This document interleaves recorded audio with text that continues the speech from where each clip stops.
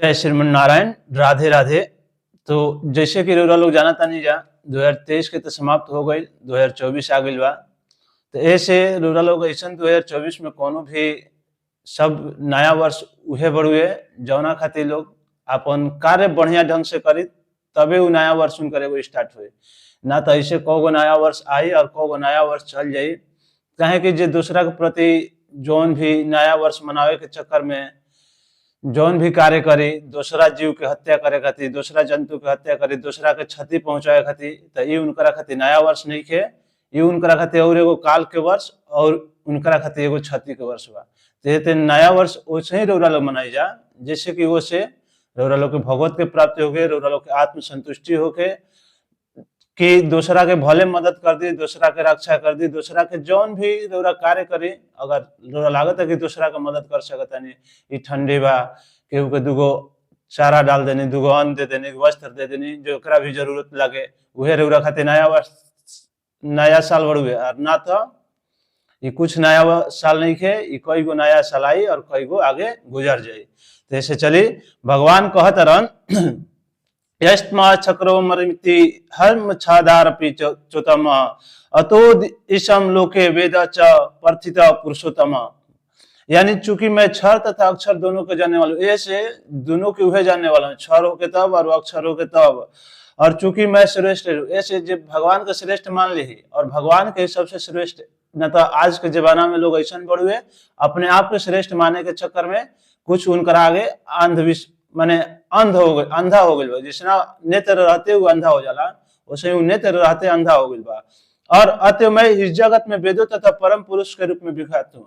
भगवान सब कहता रहन कि सब हम ही करता नहीं, लेकिन आज के जिंदगी में लोग ऐसा हो गइल बा कि उ सोचता सब हम अपना ही करता नहीं।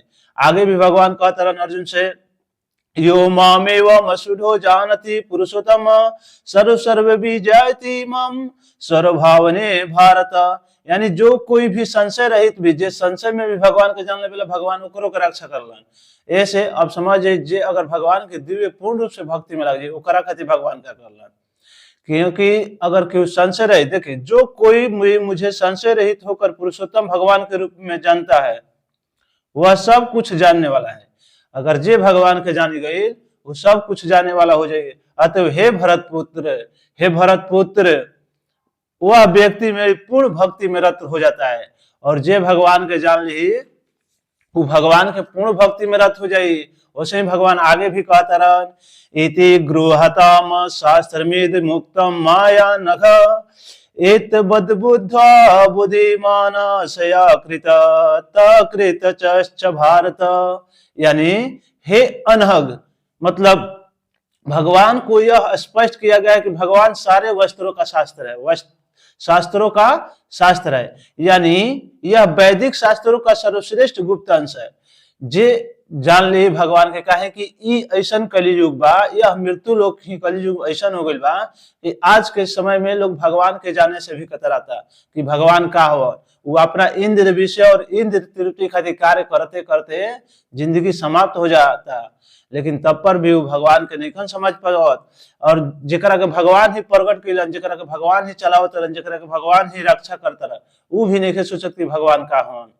और कहता रहन जिसे मैंने अब प्रकट किया, जेकरे के हम ही उत्पन्न कैनी, जो कोई इसे समझता है वह बुद्धिमान हो जाएगा और प्रयास से पूर्ण होगा। यानी जौन भी वो लक्ष्य चाहता रहन, जे भगवान के जान ली, जौन भी जिंदगी में कार्य कर चाहता वो बहुत आसानी तरीका से कार्य कर सकता। ऐसे भगवान के रउरा लोग जानिए भगवान के भक्ति में, और दूसरा के नया साल के चक्कर में दूसरा जीव के हत्या, दूसरा के क्षति, दूसरा के हानि ना पहुंचाई।